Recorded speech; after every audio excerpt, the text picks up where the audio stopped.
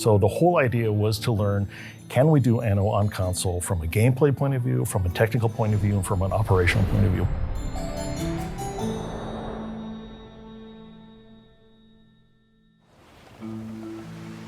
When we did our dev streams for the Anno DLCs or general Anno streams, we always saw comments from people that kind of wished that Anno 1800 was coming to consoles. And the cool part was that we were also exploring in that direction. And after we saw what the next-gen consoles can deliver, we truly felt that Anno 1800 is possible on consoles, and so we started working on that. Going on console was kind of like the logical next step, I think. We could finally actually create an Anno experience that is not like slimmed down or like simplified. So it's a full Anno experience basically on console, and that's what the new console allows us to do basically. We had to radically reduce the memory consumption so it would actually run on the consoles. I think the main difference is simply how you control the game, because you need to have a controller. And since you are playing in the living room, we need to create a UI that is actually readable from a distance. There were some cases where it felt like we didn't have enough buttons for our controllers. It was kind of a struggle having 51 buttons and here 16. On the console, we narrowed it down to more specific modes and only give you the controls that you need in that current context.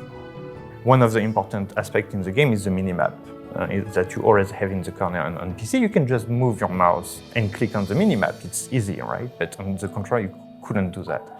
So we had to create a new menu just to open full screen the minimap. And so you have suddenly all the information that are visible from the couch in the living room.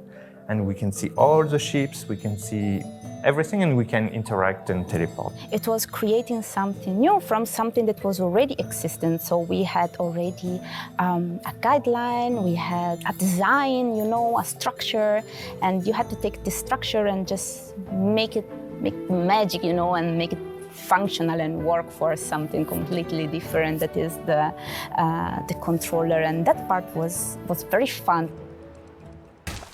We actually explored doing Anno 1800 on the last generation of consoles, but at that time it was determined that the horsepower just simply wasn't there.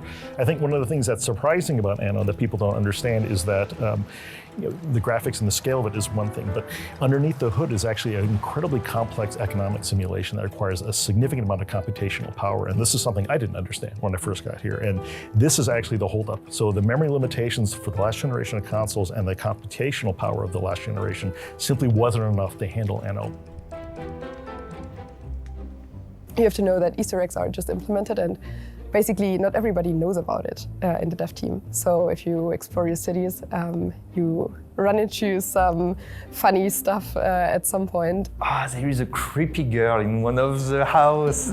like when you realize that she's looking at you through the window with her eyes, it's just like super creepy. Like that was really surprising to me, yeah. We actually sometimes check subreddits and see if some Easter eggs have been already found, and then we always write that or talk about it here in the office. So it's always quite a fun experience when we finally see somebody finding an Easter egg that hasn't been found before.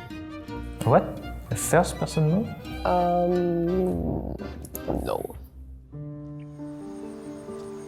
The whole project has been kind of amazing to work on, and a lot of people were skeptical when it was like Anno 1800 on console, how would it work?